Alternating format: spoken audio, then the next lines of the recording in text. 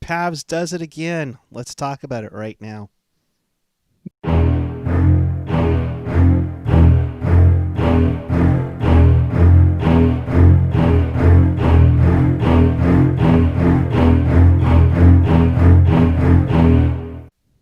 Good evening, everyone. It is Saturday night, September 12th, 2020, and the Golden Knights are on the verge of being eliminated. Welcome to Teal Town After Dark. We do this after every single playoff night. If you want to be part of the show, chat with us and fellow hockey fans in our YouTube chat on the page or the app. Of course, follow us on the social, Twitter, Instagram, YouTube, Facebook, SoundCloud, Reddit, and of course, our favorite Discord. And for more Sharks content, visit us at tealtownusa.com. With me tonight, hey now, it's AJ Strong.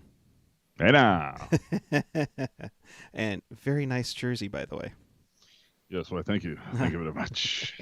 Hopefully there's some sort of variation of that coming out in, insert month here when they would return.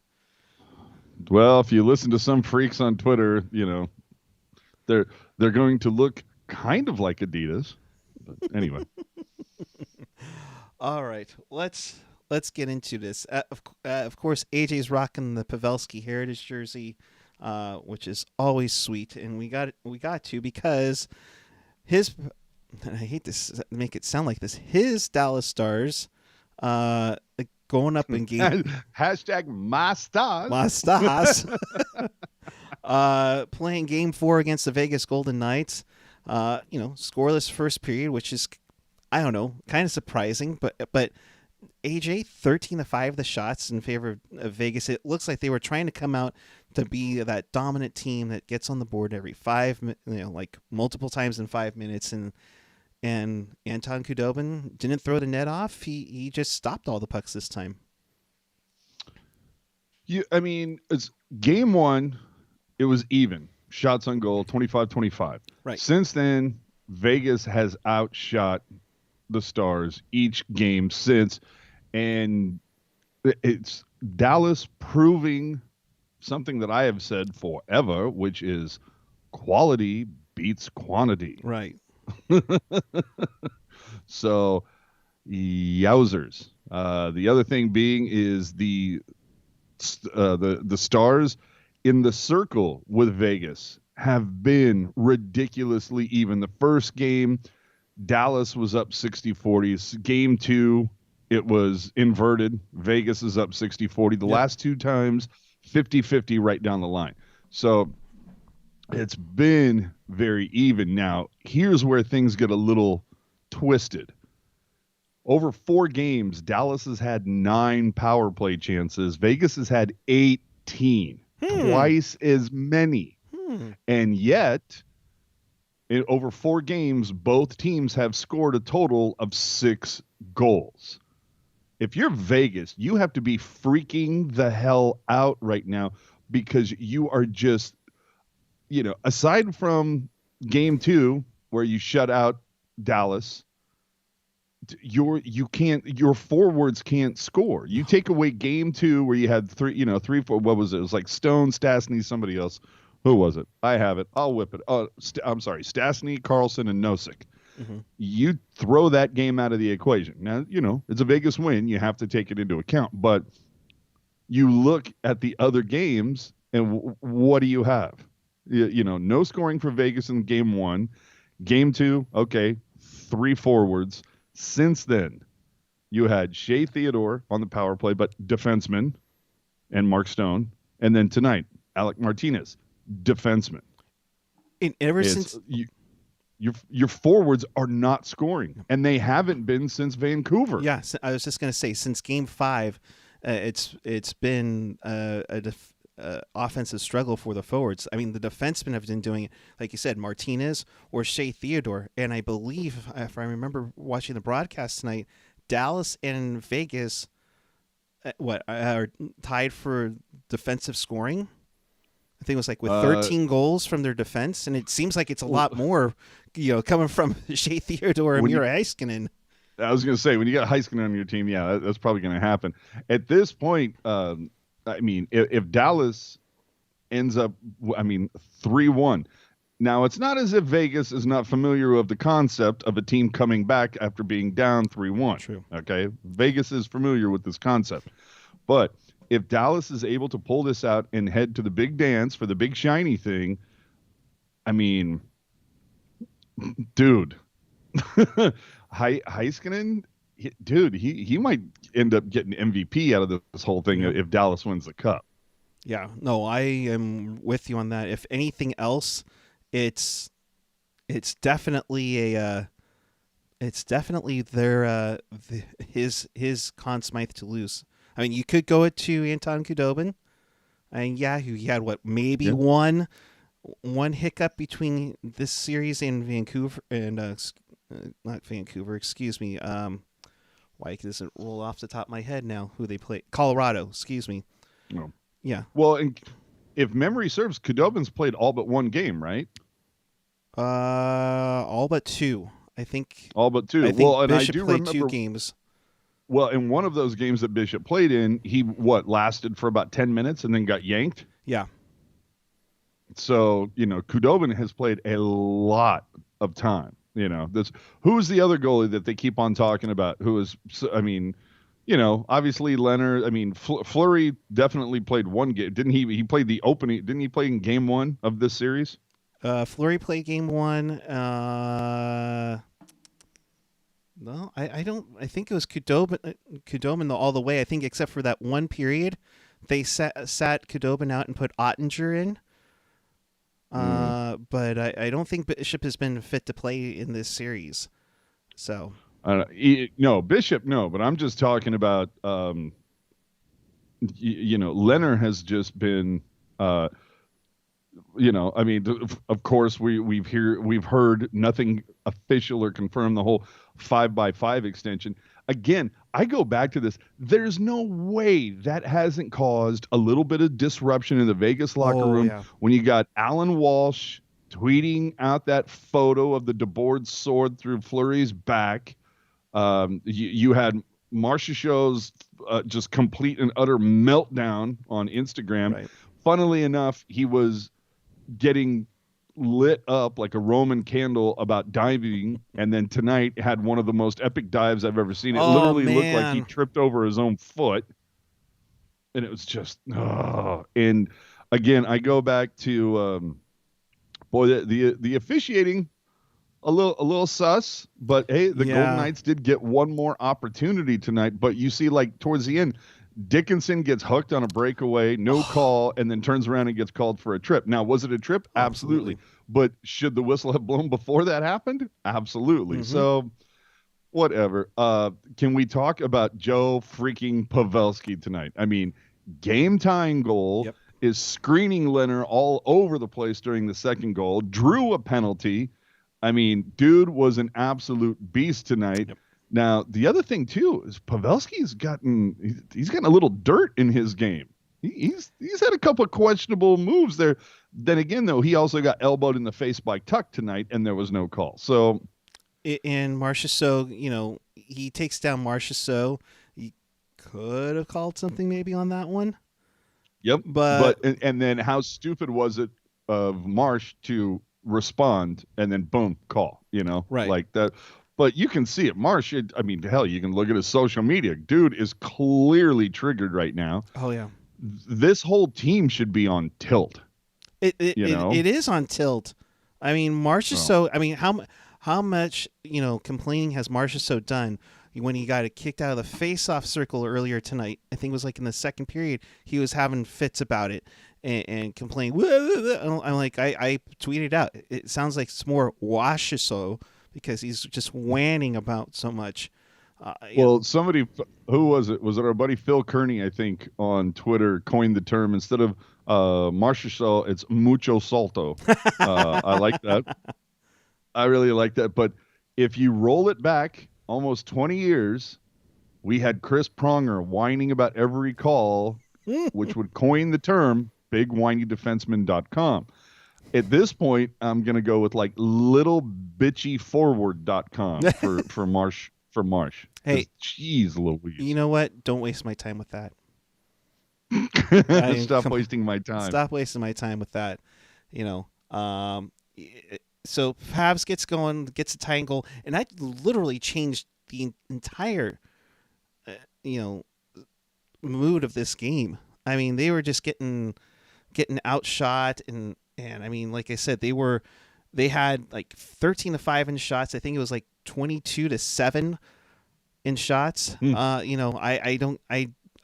don't get it. And then all of a sudden, Pavs gets one, and then you're right. Then Ben gets that one at 19:01 on the power play when they do get a power play and scores. But dude, okay. I mean, the Ben goal, absolutely, because Pavs is all up in there. He was if that had had just a scotch of a rebound, Pavs is working on two tonight, looking for a trick. But the Pavelski goal, which was that was puck flutter, we could have called him Cal Puck Flutter, the way that thing just went. We do have a couple of quotes, though, courtesy of our buddy Jesse Granger from Vegas. Peter DeBoer saying, "This is a long way from over, and we're going to be a tough out." Okay, but I'm just going to say right now, if you guys lose in 5, I'm framing that tweet and hanging it on my wall. Peter DeBoer also saying, all we need is to finish. The effort is there. Well, clearly, I mean, you've outshot the Stars. What? Let's see, some quick math here: 73-43 over the last 2 games. And you said what, 18-9 in favor of Vegas for power plays? 18, yes. They've held serve on power plays at a 2-to-1 ratio, but again, Vegas has outshot the Stars 73-43 over the last 2 games. They cannot solve. They just can't solve Kudobin. It's been one of those where you get the hot goalie and oh, dude, and you go for it. Keep her up. And we've seen that many times throughout any Sharks run, like frickin' Jonas Enroth in 09 or Steve Mason. Yeah. I mean, you just run into the hot goalie, and that's what they're doing. I mean, like, I think both of us, well, I know you named your bracket challenge Avs or Pavs, and yeah, I'm still on that train. I thought for sure Colorado would have been the toughest opponent for the Knights, but well, Wyszynski with maybe the tweet of the game, full marks to Dallas for their defense at 5-on-5, but the Golden Knights had 3 shots on goal during their third period 5-on-3 penalty, which I think was a little yeah. But 2 of those 3 shots were from 30 feet away. And again, it's all about those keeping everything in the perimeter, and it's for both teams, for that matter. They're definitely relying on their defense to help out offensively, and it's going to take, like tonight, where you have Pavelski and Ben getting in there. They're not going to be pretty goals, but they're going to have to be a little dirty and get mud all over you to make sure you look pretty to go after the big shiny thing. Dude, it's if you've ever seen the movie White Man Can't Jump, there's a line that Woody Harrelson has on there that it's something along the lines, I'm paraphrasing, but it's like, you'd rather look great and lose than look awful and win. And it's like, no, Dallas is like, I don't give a shit how we win this thing. Let's just win. I'll be honest, man. When Vegas scored that opening goal, I was like, oh, God damn it, this thing's going to go the distance. I was, just a little perplexed because, let's see. I mean, if we dive in for a hot minute, the Stars scored first in game 1, won the game. Vegas scored first in this game 2, won the game. Dallas scored first in game 3, won the game. So history right there is kind of like, oh crap. When you saw the Knights score first tonight, you're like, oh shit. Right. And then what was it? It wasn't, oh, it was, I was going to say, it wasn't 4 minutes later, less than 4 minutes later when Pavelski, and right then, I mean, me and you, I'm sure. I'm just like, as soon as Pavelski scored, I'm like, okay, we're feeling pretty good about this one. I think we can put it in the bag. Yeah. Yeah. Oh, dude. And it seems like that's kind of been their ammo. They get early, they get a little swagger, and they're thinking, yeah, oh yeah, we got this. They think they have it in their pocket, and next thing you know, boom, they're like, oh shoot, now we gotta play again, and they catch them free falling. Now, granted, are there times that are Dallas capitalizing on the little mistakes that Vegas is making? Absolutely, because I don't think Vegas is Right. making too many mistakes. They're not making big mistakes, but I have noticed that they do again, penalties 18-9, but Vegas seems to take penalties that really kind of mess up the momentum that they've built Right. and just kind of it's like, oh, we were so close, and then boom, we take a dumb penalty. You saw what was it? I think Martinez tonight uh, lose his mind when Jamie Benn scored on the power play. So he like lost his nuts in the box. Yep. Throw it in there. Yeah. And whenever you throw in a super chat, you are automatically acknowledged. Yes. Just another Randy G with a $5 donation. Appreciate it. Everything that's donated in the super chat does go back to help support us out with the shows and all that fun stuff. He says just a quick hello and goodbye. I'm stuck in the ER working. That's good to know. But Vegas lost. Woo. There you go. But But don't you can woo on here. Just don't do it at the tank. oh, That's all I ask. right. That's Precisely. all I ask. And if you want to donate to the show, we totally appreciate it. You can use the super chat option. A better option is Venmo because that way we don't have to deal with Google's shenanigans at Teal Town USA on Venmo. So anyway, but I still here's the thing that I will be speaking with Jerk on the next Pucknologist. Okay.